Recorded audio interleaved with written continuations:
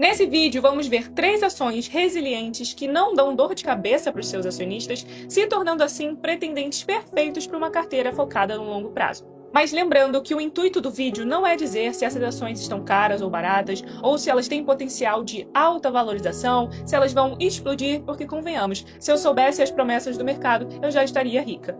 E o que importa pra gente nesse vídeo são pontos palpáveis, a gente analisar se de fato são empresas sólidas, que apresentam bons resultados, se possuem uma boa saúde financeira.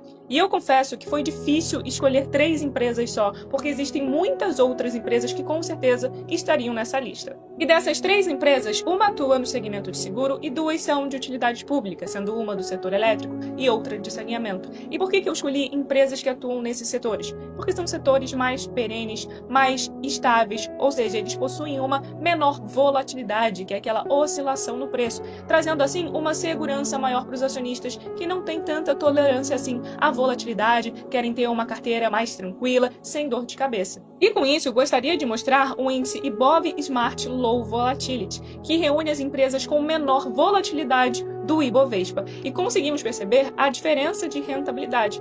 O índice apresenta uma performance de 1.966% frente a 1.000% do Ibov, frente a 903% do CDI. E se olharmos a composição desse índice, veremos que grande parte vem do setor financeiro e do setor de utilidade pública, que engloba saneamento, energia elétrica. Justamente por isso que eu escolhi empresas desses setores para fazer esse top 3. E a primeira empresa vai ser a elétrica conhecida como ENGIE, que chegou no Brasil lá em 1996 e desde então apresenta excelentes resultados. Eu acredito que você já tem ideia, mas quando falamos de empresas do setor elétrico, nós temos uma subdivisão, porque temos empresas que atuam predominantemente no setor de distribuição ou de transmissão ou até mesmo de geração de energia. No caso da ENGIE, a sua receita vem predominantemente de geração de energia, sendo 80,7%. Já a parte de transmissão representa 13,4% da receita da empresa, ou seja, ela não trabalha com distribuição. E quando falamos de diversificação de carteira, é importante olharmos esses pontos, porque muitas pessoas, por exemplo, têm 3 elétricas, mas se formos olhar, essas 3 elétricas são de transmissão. Você não está 100% diversificado nesse setor. Falando por mim, a minha meta na minha carteira é ter 3 empresas de energia, sendo uma de cada setor de atuação. Uma de geração, uma de transmissão e outra de distribuição. Isso garante a gente também uma maior diversificação. E apesar de representar ainda um percentual muito pequeno da sua receita, a empresa também já trabalha com painéis solares. E além disso, ela é uma geradora de energia elétrica 100% renovável. Ela trabalha com fontes de energia hídrica, solar, eólica, biomassa e vem investindo cada vez mais para diversificar esse campo de atuação. E falando de uma visão de longo prazo, na minha concepção, isso é muito importante, porque essa é a tendência do mercado. Focar cada vez mais em fontes de energia limpa.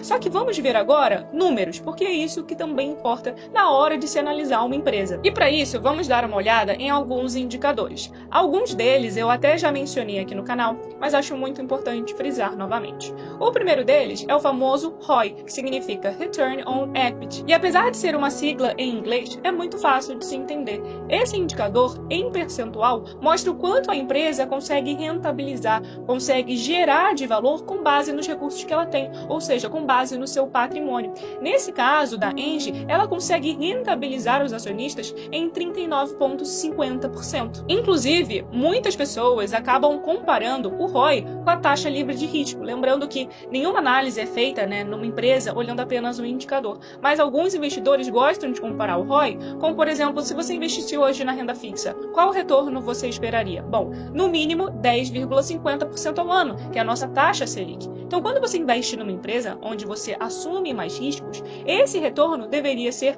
no mínimo, a taxa livre de risco. Só que se você corre mais risco, você quer receber mais. No caso da ENGIE, esse retorno hoje é de 39,50%. Conseguimos perceber que ela melhorou e muito esse indicador desde 2021, que estava na casa de 19,74%. Então, uma empresa que vem melhorando o seu ROI, temos um outro indicador, que é o ROIC, que também mede o quanto a empresa consegue rentabilizar, só que ele leva em consideração as suas dívidas. Por quê? Toda empresa trai dívidas. No caso do ROI, ele não considera, porque ele divide o lucro da empresa sobre o seu patrimônio líquido. E o patrimônio líquido da empresa é ativo menos passivo. tudo que ela tem de bens, menos as suas dívidas e obrigações. Então, esse retorno aqui não considera o capital de terceiros, a dívida que a empresa tem. Já o ROIC considera o retorno sobre todo o